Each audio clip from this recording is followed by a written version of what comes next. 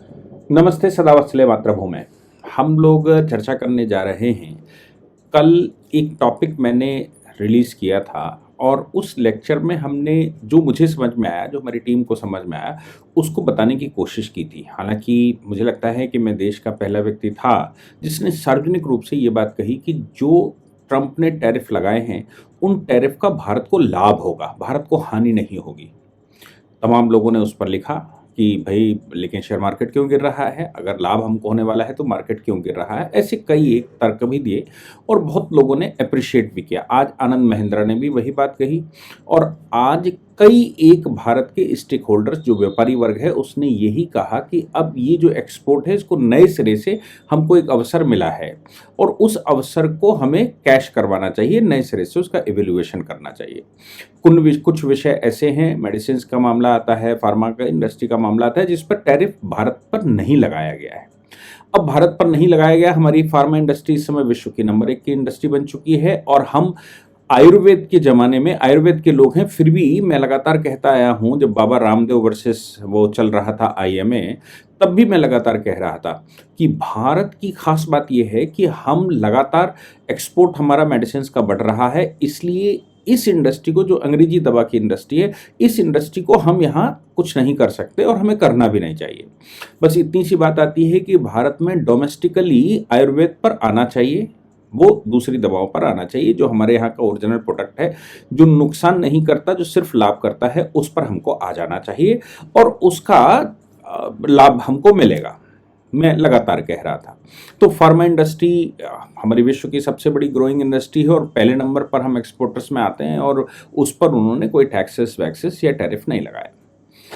आज अमेरिका में बहुत बड़े स्तर पर, केवल एक बात नहीं, कई एक विषयों को इकट्ठा करके बहुत बड़े स्तर पर प्रदर्शन हुए। आप सोचिए कि हजारों स्थान पर प्रदर्शन होना, 50 के 50 राज्यों में प्रदर्शन होना। अब 50 राज्यों में प्रदर्शन हो रहा होगा और अगर मैं कहूं, वो जो डेटा कह रहा है वो 1200-1300 स्थानों पर प्रदर्शन की बात कर रहा है, तो आप सोच सकते हैं कि एक एक राज्य के प्रमुख नगर जो रहे होंगे हैं, या जो प्रमुख सिटी हैं, जो इंडस्ट्रियल सिटी हैं, जो उनके हेडक्वार्टर्स हैं, उन सभी जगहों पर बड़े स्तर पर प्रदर्शन हुए। यही नहीं, प्रदर्शन यूरोप के बड़े सारे कंट्रियों में अमेरिका के खिलाफ हुए। अमेरिका के खिलाफ मतलब अमेरिका के नागरिकों ने ऐसा वो किया है, जो दूसरे देशों में रहते हैं उन्होंने प्रदर्शन किए। 2-3 विषय बताने की कोशिश लोगों ने करी है, उसमें मेन विषय पर भी हम आएंगे। हम सब जानते हैं कि जैसे ही टैरिफ का ऐलान हुआ था, वैसे ही वहां की शेयर मार्केट 6 से 7% एकदम धड़ाम हो गई थी। ऐसा कहते हैं 2020 के बाद, जब तब भी डोनाल्ड ट्रंप ही बैठे हुए थे, जब कोरोना हुआ था, तो कोरोना के समय पर 1600-1700 पॉइंट गिरा था मार्केट। अभी शुक्रवार को उनका 2200-2300 पॉइंट मार्केट गिरा। इसका मतलब है वहां के इंडस्ट्रियलिस्टों ने इसको, और वहां जो इन्वेस्टर है, इन्वेस्टर्स ने इसको अप्रिशिएट नहीं किया। सवाल ये पैदा होता है कि अमेरिका के इन्वेस्टर्स ने अगर इसको अप्रिशिएट नहीं किया है तो क्या भारत में आएगा इन्वेस्टमेंट? एक बात, जब तक ये टैरिफ का विवाद समाप्त नहीं हो जाता है, इन्वेस्टर बड़ा होशियार होता है। इन्वेस्टर इन्वेस्टमेंट करता है, जो बड़ा इंस्टीट्यूशनल इन्वेस्टर की बात कर रहा हूँ। हमारे आपके जैसे लोग तो जो थोड़ा सा पैसा डालते हैं, वो बेचारे निकालने की भी उन्हें फुर्सत नहीं होती, क्योंकि उनको लगता है कि मार्केट में पड़ा है। जब तक सोचते हैं कि निकालेंगे तब तक मार्केट क्लैश हो चुका होता है, फिर निकालने की स्थिति भी नहीं आती। फिर वो इंतजार करते हैं कि मार्केट दोबारा उठेगा तब हम देखेंगे। और जो लॉन्ग टाइम इन्वेस्टमेंट वाले हैं वो तो छूते ही नहीं हैं, वो केवल शॉर्ट टर्म जो डेली वाले हैं, जो बाकी लोग हैं, वो क्या करते हैं, ऐसी जब अनसर्टेन पोजीशन आती है तो पैसा निकालकर बैंक में डाल लेते हैं, बैंक में उसको स्टोर कर लेते हैं। बैंक में स्टोर करने का मतलब बिल्कुल साफ है कि पैसा अब मार्केट में जब तक अनसर्टेनिटी है, इतना बड़े स्तर पर अनसर्टेनिटी है, तब तक मार्केट में नहीं लगाएंगे। अमेरिका में ऐसा हुआ, भारत में भी ऐसा हुआ। लेकिन भारत की खास बात यह है कि पिछले 1 वर्ष से जो मैग्नेटन थी वो स्टैटिक थी और ये पूरे वर्ल्ड की रेटिंग कह रही थी कि भारत जीरो रिसेशन पर आ रहा है। अब मोदी जैसे जो रिसर्च ग्रुप्स हैं, उन्होंने अमेरिका के बड़े खतरनाक प्रोडिक्शन किए हैं। देखिए, अमेरिका इस समय ये नहीं समझ पा रहा है कि वो कौन से मोड से उसको करे। ये सिचुएशन भारत के साथ भी आई थी। जिस समय मोदी जी की सरकार बनी थी 2014 में, उस समय हमारी बैंकें खाली थी। कर्जा इतना कांग्रेस बाँट चुकी थी, कर्जे माफ़ कर चुकी थी और बहुत कुछ गलत कर चुकी थी, जिसकी वजह से बैंक दिवालिया होने की स्थिति में आ गए थे। वो अलग बात है कि उसके साथ नकली नोट और ये वो सब जुड़ा हुआ था, तो एक साथ मोदी जी ने एक निर्णय ले लिया 2016 में, मतलब आने के 2 साल बाद ही, और उस निर्णय में उन्होंने नोटबंदी शुरू कर दी, या दूसरे शब्दों में कहें कि नोट उन्होंने एक्सचेंज करना शुरू कर दिया। अब नोट एक्सचेंज करना शुरू किया तो बैंक में पैसा आ गया, बैंक में पैसा आ गया तो वो इनकम टैक्स में आ गया, वो सिस्टम में आ गया, और सिस्टम में आने के बाद हम अपनी अर्थव्यवस्था को रेगुलर कर पाए। हालांकि कोरोना उसके बाद आ गया, बड़ी आपदा तुरंत आई।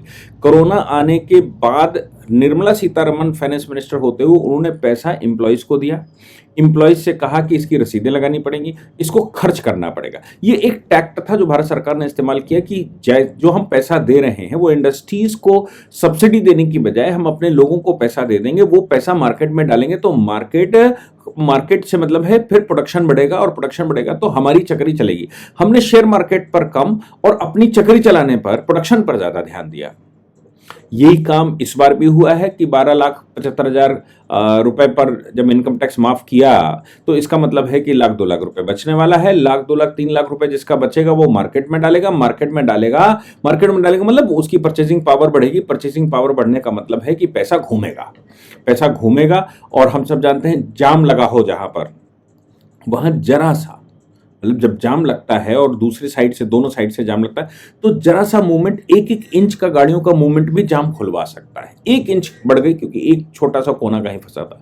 मूवमेंट की बात आती है। बहता पानी, ऐसा कहा जाता है कि पानी जब ठहर जाएगा तो सड़ जाएगा, और बहता रहेगा तो शुद्ध रहेगा।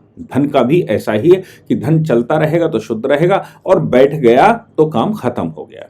अब आप सोचिए कि भारत तो उस सिचुएशन से निकल गया। अमेरिका ने उस समय बैन नहीं लगाया था, उन्होंने लॉकडाउन भी नहीं किया था, लेकिन अमेरिका की मार्केट धड़ाम हुई थी एक साथ, उससे बड़ी मार्केट उनकी अभी धड़ाम हुई है।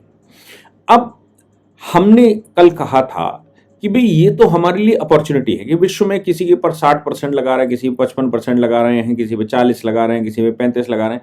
हमारे ऊपर जो टैरिफ रेसिप्रोकल आया है वो 24-26% का है। कुछ लोग 27% बता रहे हैं कि 26-27% का, यानी कि विश्व में सबसे कम टैरिफ अगर किसी पे लगाया है तो वो एक तो साउथ कोरिया है और दूसरा भारत है। और उस पर भी भारत की फार्मा इंडस्ट्री और बहुत सारे इंडस्ट्रियां, लाइफ सपोर्ट वाली चीजें थी, उन पर टैरिफ लगा ही नहीं, वो वैसा का वैसा ही है। और वो हमारी इंडस्ट्री, हमारी ग्रोथ का काम करती है। और हमारी खास बात ये भी है कि हमारे पास जो डोमेस्टिक मार्केट है उसका 16% ही हम एक्सपोर्ट पर डिपेंड करते हैं। एक बात और ध्यान देने की है यहाँ पर, भारत के ऊपर इसलिए और फर्क नहीं पड़ेगा, इसलिए क्योंकि आपको याद होगा जब पोखरण किया था अटल जी की सरकार के समय पर, पोखरण के समय पर अमेरिका ने हम पर बैन लगाए थे। सीटीबीटी की ट्रीटी और सीबीटी की ट्रीटी और तमाम तरह की ट्रीटियां साइन करना है, अटल जी ने साइन नहीं किया।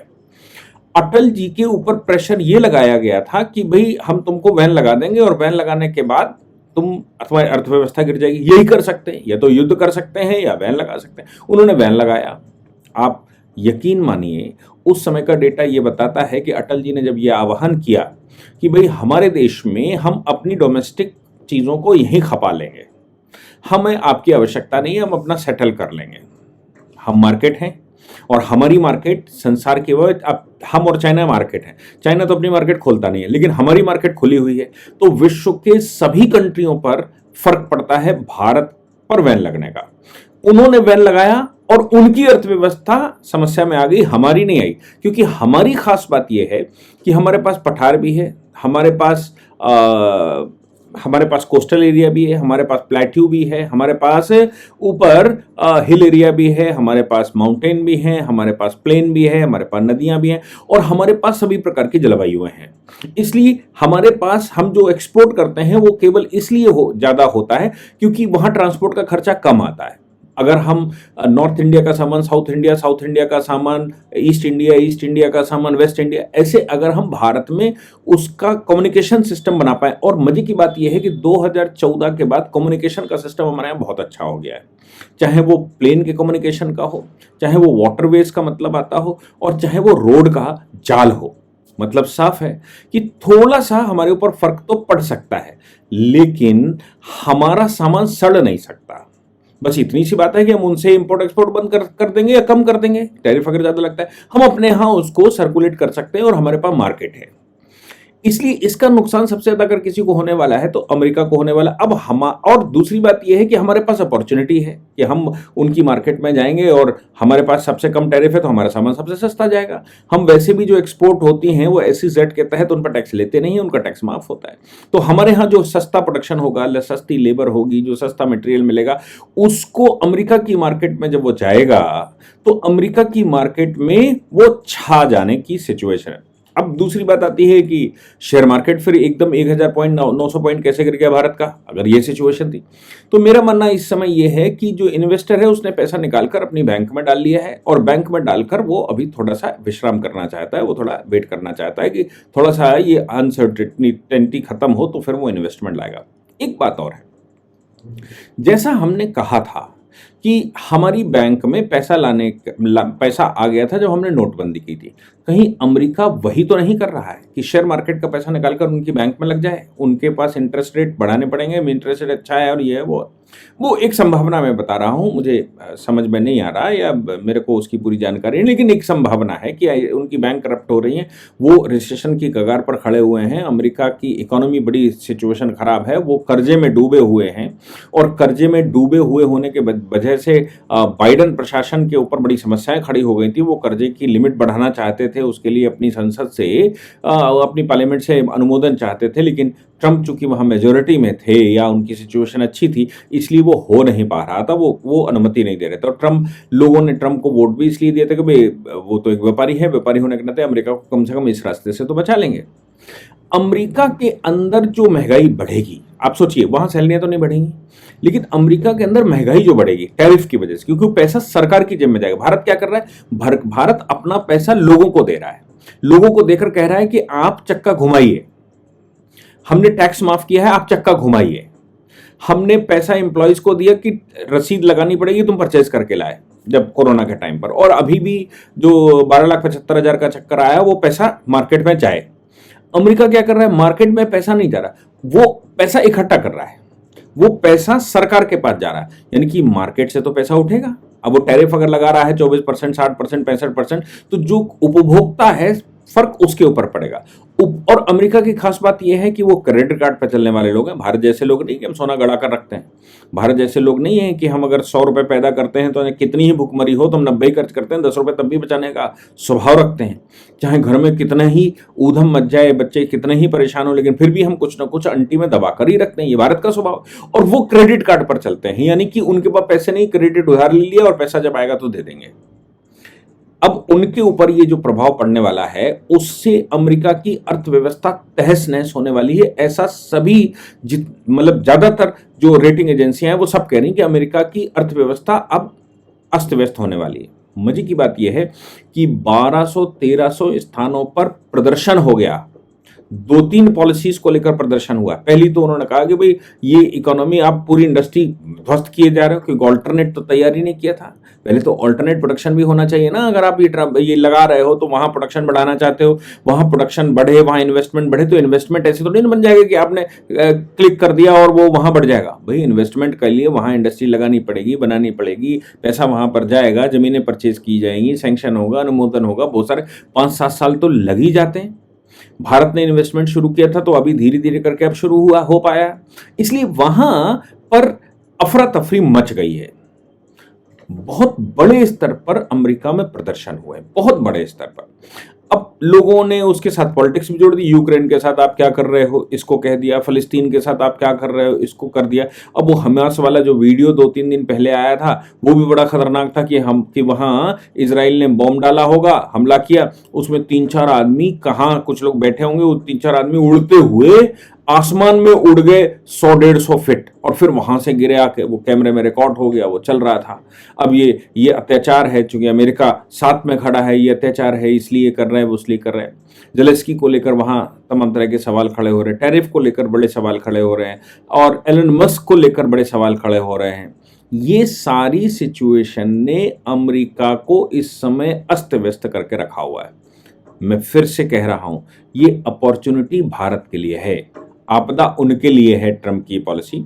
और मुझे लगता है कि ट्रम्प ये चाहते होंगे कि थोड़ा सा इस टाइट सिचुएशन से गुजर जाए, लेकिन लॉन्ग टर्म के लिए अच्छा है। लेकिन लॉन्ग टर्म के लिए तो तब अच्छा होगा जब वो सर्वाइव कर पाएंगे। लॉन्ग टर्म के लिए तो तभी अच्छा होगा जब वो सर्वाइव कर पाएंगे। खास बात तो ये है कि मार्केट हमारे पास है और रेसिप्रोकल टैरिफ बाकी कंट्रियों ने लगाने शुरू कर दिए हैं अमेरिका के खिलाफ। तो अमेरिका में जो प्रोडक्शन होता है उसका क्या होगा, अमेरिका का जो इन्वेस्टमेंट होता है उसका क्या होगा। बहुत सारी सिचुएशन ऐसी आएगी। इसलिए उनके यहाँ आज रात में मतलब कल जिसको कहा गया, बड़े भारी प्रदर्शन हुए, पूरे देश में हुए। ट्रम्प को किसी ने मैडमैन कहा, किसी ने इडियट कहा, किसी ने कहा कुछ जानता नहीं है। मतलब ट्रम्प को जो गाली दे सकते थे वो सारी गालियां वहां दी जा रही हैं। और हम यहां ये कहते बन रहे हैं कि भाई ट्रम्प ने टैरिफ लगा दिया और भारत को बड़ा नुकसान हो रहा है। ट्रम्प तो मोदी जी के मित्र हैं, मुझे लगता है ट्रम्प ने तो मित्रता निभाई है, लेकिन वहाँ देश में रहने वाले नागरिक, हमारे पास वीज़ा जो हमारे यहाँ का विजिटिंग वीज़ा है, वो वीज़ा पर भी वहाँ जगह छोड़ने के लिए उन्होंने मना कर दिया। कुछ उस पर भी संकट बड़ा आने वाला है, ऐसा अफरा तफरी मची हुई है। ट्रम्प के इस पूरे प्लान से भारत को लाभ होगा, ये मेरा मानना है। कल मार्केट खुलेगी तो मार्केट बताएगी कि वाकई में लोग क्या चाहते हैं। लेकिन हाँ, ये भी है कि इन्वेस्टर पहले पैसा सुकोड़ कर रखेगा, अब ना वो इंतज़ार करेगा कि वाकई में ये सब सॉल्व हो के उसके बाद करेंगे। हालांकि पीयूष गोयल ने ऐसा कहा गया जा रहा है, पीयूष गोयल ने जो एक्सपोर्टर्स हैं उनके साथ बैठकें तय कर ली हैं, उनके साथ ये हो रहा वो रहा। फिर हमारा विदेश मंत्रालय भी वहाँ अमेरिका में बात करने को है, मिनिस्ट्री ऑफ कॉमर्स भी ये समझने को है कि मामला क्या है। लेकिन फाइनली आनंद महिंद्रा ने कहा, कई इंडस्ट्रियलिस्टों ने कहा कि ये भारत के लिए अब अवसर का समय है। हमें नए सिरे से ये विचार करना होगा, नए सिरे से सोचना होगा और इसका कितना लाभ हम ले सकते हैं ये हमें तय करना होगा। बाकी तो परमात्मा करता है जो होना होता है। जय हिंद, जय भारत, वंदे मातरम।